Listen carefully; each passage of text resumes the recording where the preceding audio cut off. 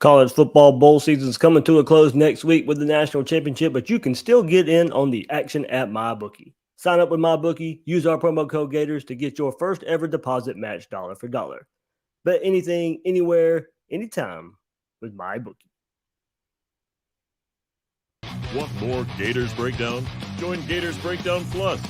Starting at $3 a month, get access to unique episodes, plus a blog, chat room, giveaways, shout-outs, and more. Gators Breakdown Plus is furthering the interaction with fans and listeners like you. Head to gatorsbreakdown.supportingcast.fm to join Gators Breakdown Plus today.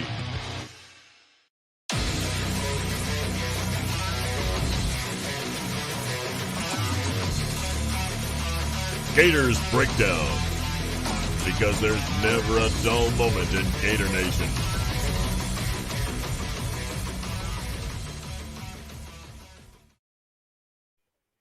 The Gators Breakdown podcast is ready to go. I'm your host, David Waters, and you can find me on Twitter at GatorDave_SEC. Coming at you with, news just flying in left and right. Players coming, players going. Oh, that was the theme of the episode earlier this week with me and Will. But, okay, we got to keep that theme going. Players coming in and out, or players coming in, players leaving, transferring out, declaring for the NFL, their shot at the NFL, and some more coaching hires being made. Mike Peterson, the rumor came true, came official today. So we'll break it all down right here on this episode of Gators Breakdown. So, Trey Dean, Mohamoud Diabate, Malik Davis, Emory Jones, all that news is there that will hit. And, of course, Mike Peterson and Vernell Brown, those guys, still they're alumni of Florida, former players still being involved with the University of Florida football program. So that's good to see. We'll get into all that here on this episode of Gators Breakdown. But, hey, look. Some of you watching live right now, hit that like button, hit that subscribe button. If you're not watching live, hit that like button, hit that subscribe button. It really helps us out on the YouTube channel of Gators Breakdown. If you're on the podcast version, if you listen to iTunes or Apple Podcasts more, hey, go leave us a review on Apple Podcasts. It really helps us out here on Gators Breakdown as well. And you can find us at news4jax.com/Gators Breakdown. All right, guys. So here we go. We'll start with Trey Dean announcing that he's coming back. Will still be a part of this Florida Gator team. And you have to think, some meetings with the new coaching staff, Billy Napier's coaching staff, had to happen there. A meeting between all the players and coaches, and decision now is to come back for Trey Dean. I know a lot of people are kind of torn on this one about Trey Dean and his play, not necessarily living up to the high profile recruit that he was coming in at Florida. You pair him with everybody else back there as a safety in that secondary. Rashad Torrance, Mordecai McDaniel, Donovan McMillan, Corey Collier, Kamari Wilson now, of course, as well. The brand new signee there for Florida. So Florida's got some bodies. Florida's got some options back there at safety. And I think it's going to be a competition. I don't think this is a shoe-in. Even with all of Trey Dean's experience, I think it'll help him. Don't get me wrong, but I don't think it's a shoe-in in this new defense with these new coaches. He goes out there and gets the job. He's going to have to earn it. But I still like his athletic ability at times. How does he fit in? How does he fit in with all those bodies? He's been moved all over the place in the previous defense by the previous coaching staff. Did that hurt his development? Did that hurt his growth? I think it had to a little bit. We've seen some ups. We've seen some downs from Trey Deans. We've seen some great plays about being made, but also, really at times this year. And look, I'm not trying to single him out. This happened to a lot of defenders for the Florida defense out of position, can't make tackles, diving at the feet of a running back, nowhere close to a tackle. I mean, it's just, there are so many issues, and you hope now, I hate to judge too harshly on a lot of players on defense just because of, I think we know the failures of the staff and their development and getting players ready and putting in the scheme itself, taking these guys out of position. I mean, I think it was a hard defense to play in. I really do. So I'm hoping Trey Dean, the good that we've seen from Trey Dean and the good that we've seen from a lot of these players on defense, that we see that on a more consistent basis. Hopefully that's what this new coaching staff can get out of these guys. So hopefully, Trey Dean coming back one more year, one more go around. And, like I said, we've seen him at corner. We've seen him at nickel. We've seen him at safety. We thought with a little bit of experience at safety, dating back to his high school days, him getting in that role now this past year, you wanted to see some growth and some steps. I think we did, just not at the level we wanted to. Hopefully this new staff goes back there and gets it done there for Trey Dean. Other big storyline this week, we'll stay on the defensive side of the ball. Linebacker Mohamoud Diabate is transferring to Utah. And there was some word that this one was pretty torn. Wasn't sure what was going to happen there. And ultimately, he decides to leave Florida, go to Utah. With Vernell Miller returning, we discussed that. Not as big of a blow now with Vernell Miller returning. Someone in Mohamoud Diabate, I expected a big year from. You guys can go back and listen all summer and all the previews we did going into that 2021 season this past year. And I was high on Mohamoud Diabate, getting all that experience at linebacker in 2020. His first year really playing that position, learning that position. But look, that's an instinctual position. A lot of the time, it's hard to learn those linebacker instincts. And I just don't know, for as smart as a player I really think Mohamoud Diabate is, I think he could have some certain instincts and probably some size as well to play that linebacker position. And I'm just not sure it was there with Mohamoud Diabate. So I still think he's a better player where he can go rush and rush the quarterback more. But now, deciding to take that chance at Utah, not try to take that chance here at Florida, where he will be on the field. First game of the season anyway. So either way, Mohamoud Diabate is going to play his first game next season in the Swamp because, of course, that is Florida's opponent in the first game of the 2022 season, the first game in the Billy Napier era. And it will be Mohamoud Diabate on defense for Utah and not the Gators. So there's your big storyline for that first game of the season next year. And look, I've heard some people say, hopefully jokingly, he knows players and he can share some info. This is going to be an entirely different Florida defense. There'll be some players out there in different roles. I'm not worried about that part of it one bit. So, and then look, I think you got to look and see how this season played out a little bit. Diabate thrust even more into that linebacker role because of Vernell Miller going down. But by the end of the season, I like what I was seeing by Tyron Hopper. So Miller, Hopper, throw in Wingo, throw in Scooby, maybe even DeJuan Black, seeing how he fits into this defense maybe as well. Then young guys, Chief Borders, incoming freshmen, Shamar James. I mean, Florida's going to, those guys, of course, I just mentioned, they're further down the line, of course. But, in this new defense, and some nice size on Chief Borders, Shamar James, highly rated recruit. Maybe can a young guy find their way on the field? Look, not over Miller, not over Wingo, probably not over Hopper, but maybe down the line as the season plays out, get some of those guys in there. So Florida's got some nice depth at linebacker. Of course, we got to get some more proven guys there. I think we're all excited about what we saw from Hopper. I think we're encouraged by Vernell Miller coming back and him filling that toughness, leadership, calling the plays role. So even though in a new defense, I still think that is somebody you'll look for in that leadership, making sure everybody's in the right place. As I said, I think communication between staff and players, as long as he's been around the program, I think is in addition for Vernell Miller. So I like what Florida has at linebacker. See how it relates in a new defense. So like the potential of this group, better scheme, better coaching. So, we'll get into linebacker a little bit more and who will be coaching some of those outside linebackers. Some pretty good news there. So, as we, no surprise there. But we'll talk about Mike Peterson being hired. But before we do, let's talk some more players and all that. The news of Emory Jones coming out as well. We'll extend that conversation from Monday, as we said. If you've been on Gators Breakdown Plus in that Discord, even some of the chats we've had there, was never really fully sold on Emory Jones leaving the University of Florida, even with all the talk out there of being in the transfer portal. He had never officially put his name in, and it was just there were some decisions being made. Met with Billy Napier there. It looks like he's going to be sticking around the Florida program. Very Not many classes left to graduate from University of Florida. Maybe that plays into it a bit as well. But with this, you have to start looking down the road a bit when spring practice rolls around. If Anthony Richardson's fully healthy, fully go, you got 5 quarterbacks. 5 quarterbacks that'll be taking reps in spring practice. So that should be fun to watch.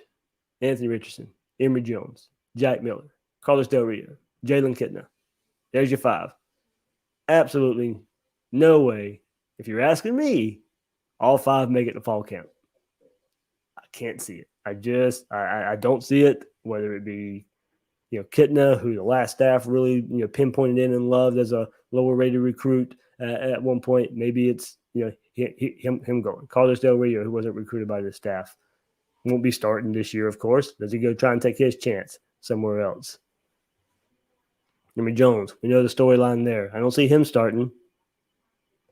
Is he just going to go through spring, finish up some classes, and then maybe transfer after that? Jack Miller just transferred in. He's not going anywhere. Anthony Richardson's healthy. He's not going anywhere. So I think just for roster moves, roster size, scholarship limits and stuff, I think, I don't think you keep 5 guys on the roster here.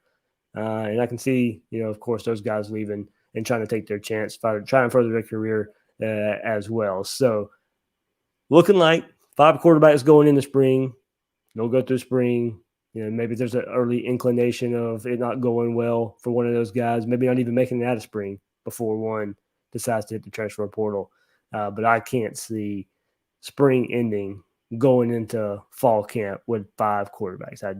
I don't see it. Maybe it happens. I just don't see it. So there's kind of the storyline there with Emory Jones, more than likely sticking around for a little bit longer.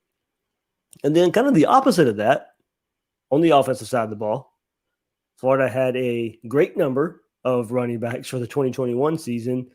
And right now, as you look at it, Malik Davis did declare that he is going to go to the NFL, take his chances in the NFL draft. He could have come back because of the COVID year. Dameon Pierce still has not announced that if he is going to declare or come back. I think we all pretty much feel that he won't be on Florida's team in 2022. So more than likely he's going as well. Naquan Wright got injured versus FSU. Nasty injury there. Had surgery. So right now, you're looking going into spring practice. 2 running backs. DeMarcus Bowman, Lorenzo Lingard. We'll get into that just a bit here in a second too, and how Florida maybe can help that coming up here soon. But I think the way it's looking now, with guys who have been in a Gator uniform, of course didn't play a lot. We thought Lorenzo Lingard, DeMarcus Bowman would get a little bit more carries in the 2021 season. They did not. They may be getting plenty coming up in the spring because they may be the only 2 running backs on the roster when spring practice starts.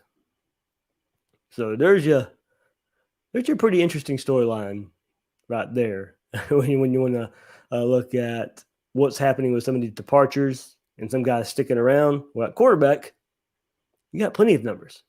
Running back, just a season removed from a lot of people claiming having too many. Well, now going into spring practice, you may not have enough.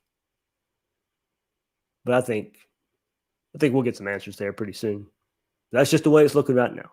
Just the way it's looking right now. When you look at who has put on a Gator uniform and being available and not available for spring practice.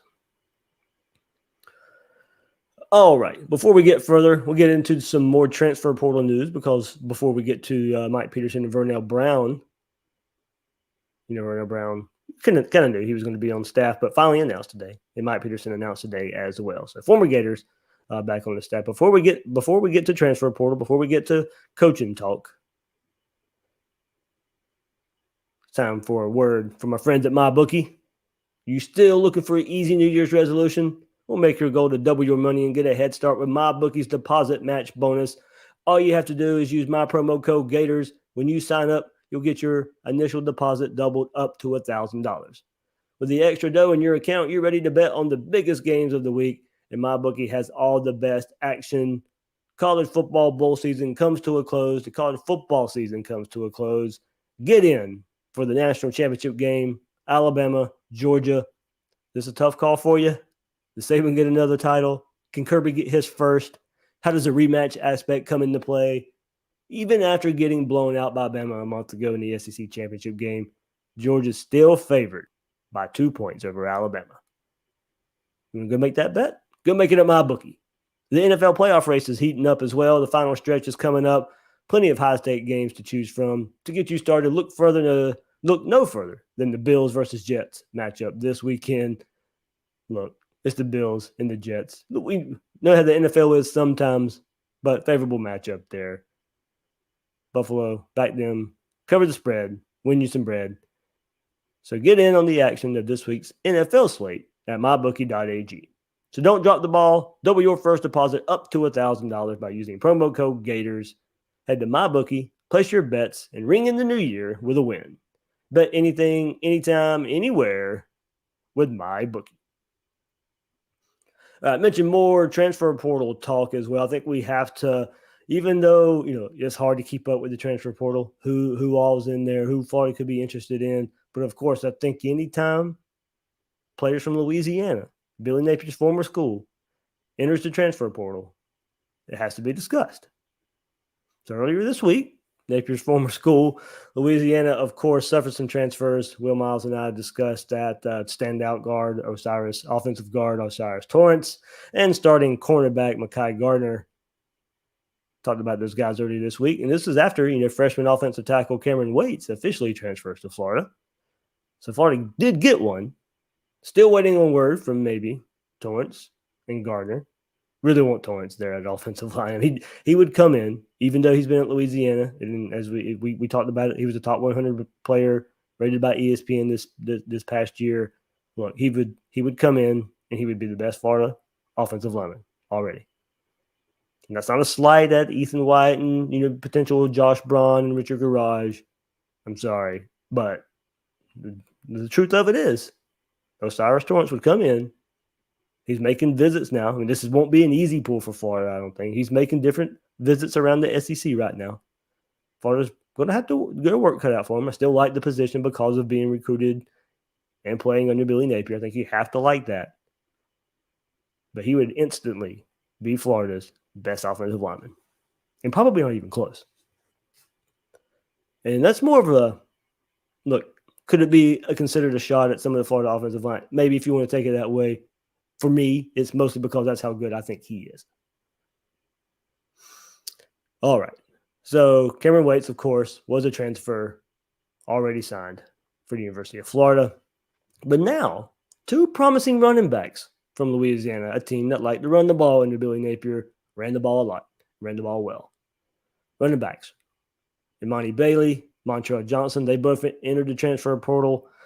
Bailey, you guys, if you watch the App State Sun Belt Championship game, so Louisiana versus App State in the Sun Belt Championship, you saw Bailey, some big play there in that game. You saw him great vision, but he missed some games late in the season before that game and returned with a great performance in the Sun Belt Championship game.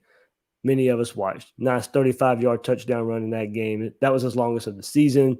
Nice vision, cuts, making guys miss. Wasn't even touched. I mean, I wouldn't necessarily call him a burner, but he's fast. But I mean, just untouched on that 35-yard run there. That was a game and the reason I bring that up because many of us watched that game, and that's when his name kind of got on the radar for Gator fans just a bit because you were watching Billy Napier's last game at Louisiana. So he was one big takeaway from that game, and now he's in the transfer portal. So, 5'9", 200 pound. He had a 106-yard second half that helped the Cajuns beat Appalachian State in the Sun Belt Conference Championship game. Then he added 94 yards and 2 touchdowns on 17 carries in the New Orleans Bowl victory over Marshall in their bowl game. So almost 100 yards in the bowl game on 17 carries. Had that nice performance versus App State where he had 106 second half yards. So that was back-to-back games right there. Now he's in the transfer portal.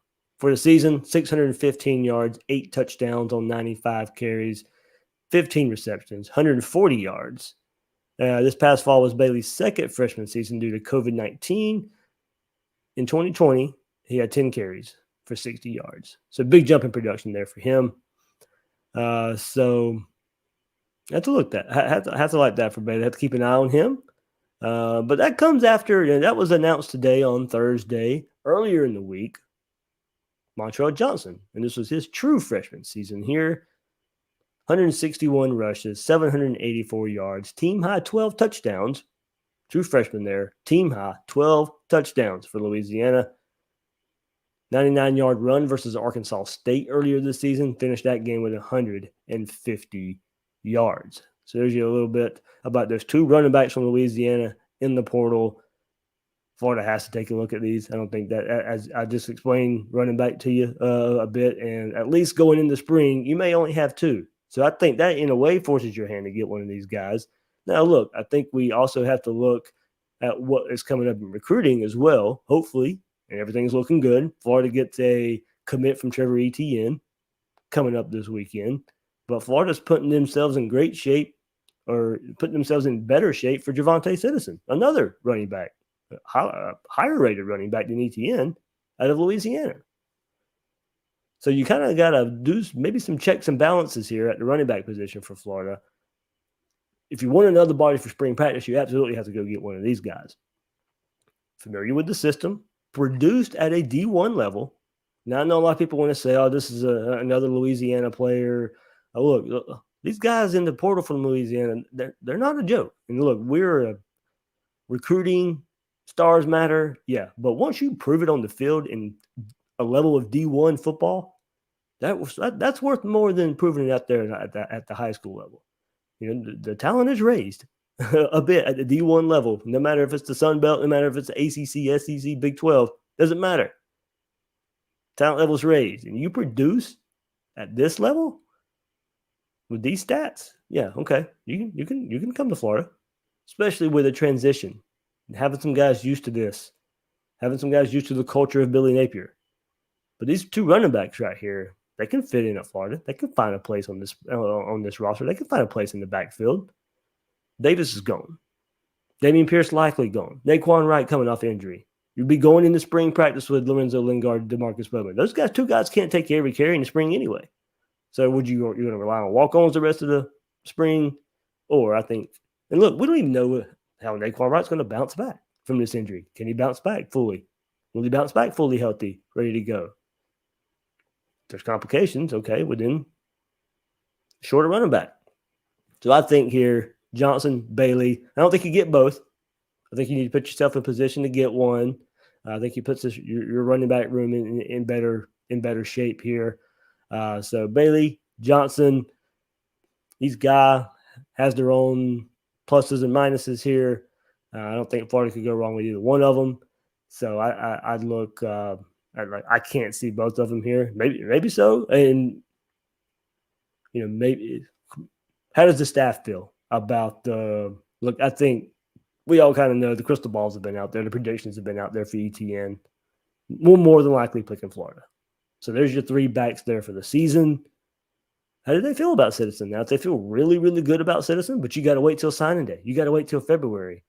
More than likely, Bailey or Johnson are not waiting that long. So you're going to have to get one of those transfers probably pretty soon. You're going to have to make that decision pretty soon if you want to get Bailey or Johnson. So see how that plays out. But I do think if it was me, I'd be bringing one of them in. All right, there we go. That's it for the player aspect of this episode. But now let's get to the coaches. And the big news. Look, Gator Nation got excited for this one. So we've been wondering, Billy Napier filling out his staff, and who's going to be those on-field assistants that he's going to be bringing in. And we thought we may have to wait a little bit longer at the beginning of this week, late last week, beginning of this week. Okay, maybe we got to wait till the NFL season finishes before we finish this staff off. Not the case.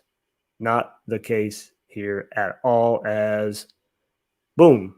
If you're watching the YouTube version, University of Florida, of course, makes those beautiful graphics here for the hires, and big time, got to be excited. Mike Peterson returns as outside linebacker coach and alumni liaison for the University of Florida. This is from the University of Florida. Gator great Mike Peterson returns as an assistant coach, coaching outside linebackers and serving as an alumni liaison. Head coach Billy Napier announced Thursday. Peterson spent the last 6 seasons, 2016 through 2021, at South Carolina as an outside linebacker defensive end coach. He was hired by Will Muschamp and then retained by Shane Beamer for 1 year, and now he's headed in Gainesville.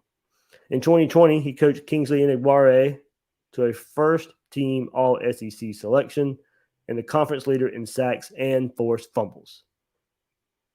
Peterson worked with 3 NFL draft picks in T.J. Brunson, Ernest Jones, and D.J. Wadham. Tell you what, South Carolina's been pretty good up front, as these have said. But we know we follow recruiting enough. They, even for all their faults, even for all of Will Muschamp's faults, still recruited pretty well in the trenches. A lot of these guys were getting coached by Mike Peterson. Mike Peterson, a member of the 1996 National Championship team. He played linebacker for Steve Spurrier from 1995 to 1998. His senior year, he served as a team captain and earned first-team All-SEC and All-American honors. Peterson was inducted into the University Athletic Hall of Fame in 2011. Of course, he was selected in the second round, the 36th pick overall in the 1999 NFL Draft by the Indianapolis Colts. Peterson earned second-team All-Pro honors in 2005, finished his career with 883 tackles, 21.5 sacks, 19 interceptions in 196 career games. He's a graduate of Santa Fe High School, played 14 years in the NFL, the Colts from 99 to 02, and then a lot of us remember, if you're a Jaguars fan, if you've been in Jacksonville as well, played with a lot of good Jaguars teams from 2003 to 2008, and then finished his career with the Atlanta Falcons. When he retired from the NFL, a lot of us, you probably remember this as well, he did return to the University of Florida in 2013, where he finished and got his degree while working as an undergrad assistant coach in the strength and conditioning staff. Upon graduation, he was named a full-time position as strength and conditioning coordinator. So there you go. Great news. Getting a Gator great. Coaching the outside linebackers at Florida. And then one more Gator great I think we have to get to. Vernell Brown. And we knew he was going to be around the program a good bit. We knew this was going to be a retainee for Billy Napier from Dan Mullen's staff. Not on field, of course, not sitting there, coaching players, but one who a lot of players absolutely respect here. And I think it was really important there for Billy Napier to keep Vernell Brown around, and apparently he did too. Look, you've seen Vernell Brown. A lot of these videos when you've seen these signees and you've seen these transfers come in lately, Vernell Brown is the one introducing you to the video, telling what these players can expect coming in there. But he's been named the Senior Director of Player Development and Alumni Relations. So there you go. Both Mike Peterson and Vernell Brown, a lot to do with the alumni, and you love to see it. You love to see it here. So Brown named in that role Senior Director of Player Development and Alumni Relations. Joined the Gator staff in 2018 as Director of Student Athlete Development. Will continue to play a key role in the program, serving as a lead for personal development, mental health, and collegiate affairs for current athletes. The Gator football alumnus Brown Jr. will serve as a bridge between the current athletes and former players. He will also assist in creating connections between the University of Florida, the University Athletic Association personnel, and current players to create a network of support. Gainesville native and a University of Florida graduate in 2005, Brown Jr. played cornerback for the Gators from 2001 to 2005 and appeared in 45 games throughout his Gator career. Brown Jr., who also served as a team captain during his playing days, was once referred to as the face of Florida football due to his tireless work ethic and leadership characteristics. So, big move. Keeping these guys around, keeping these Gator greats around. there. So, and I have a friend I work with there at the TV station who's really good friends with Vernell Brown, and says, this is, it really is great to keep him around the program, the relationship with the players, and now, the relationship with the players and the former players, I think is really important. That gets lost sometimes. I think there, and you want former players to be coming around. That helps sell the University of Florida. Vernell Brown is going to be very instrumental in keeping that going. So big hires. I like the hires. But look, I'm even going to get into it just a bit here too. Got to use the Jacksonville connection a little bit, but this one kind of fell in my lap a bit. I do have a friend who works at a local high school here at Andrew Jackson High School in Jacksonville, and reached out to me about this hire, about how much a player, a recruit out here in Jacksonville loves it. So 4-star Grayson, 4-star linebacker Grayson Pup Howard, 2023 linebacker from Jacksonville. As I said, Andrew Jackson High School. He told me on the hire of Mike Peterson, I love it. We are really close. It's a big hire for Florida. He's a great coach and, moreover, a great person. So there you go.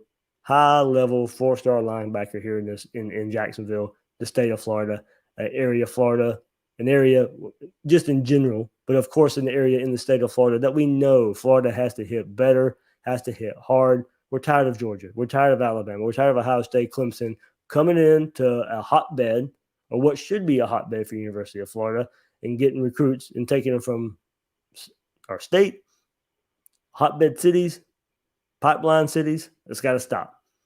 So Mike Peterson, this hire can go a long way for 2023 linebacker Grayson Howard. Keep an eye on that one there, because Howard loved Peterson there, visiting South Carolina, but now right down the road in Gainesville. So hopefully that one pays dividends there.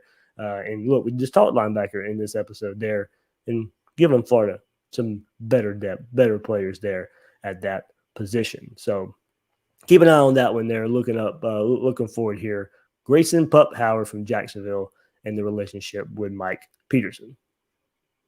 All right, there we go. That'll do it for this episode of Gators Breakdown. This one kind of came out of nowhere, of course, but I couldn't let it by with all the news that's been happening out there. Look, national championship games coming up Monday night, Georgia, Alabama, but I'm doing something special. A lot of you guys remember the championship rewind we did in 2020.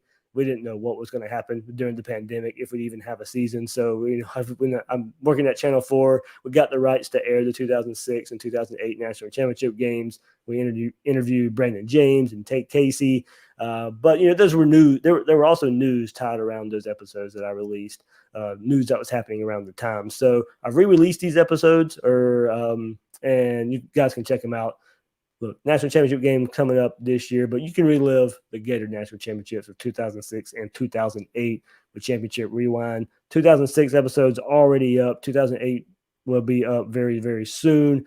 So relive the glory days of Gators. Hopefully we're there again soon, and we can have some. We won't even call them Championship Rewind. We get to just talk some championships, hopefully. But if you want to relive those great games, the beatdown of Ohio State, getting that win over Oklahoma, a lot of fun had there talking to Tate Casey and Brandon James. So be on the lookout with those. National championship games coming up, of course, but we can relive it Gator style there with those Championship Rewind episodes. So that'll do it for this episode of Gators Breakdown. I am the host, David Waters. You can find me on Twitter at GatorDave_SEC. Guys and girls out there, thanks for listening to this episode of Gators Breakdown.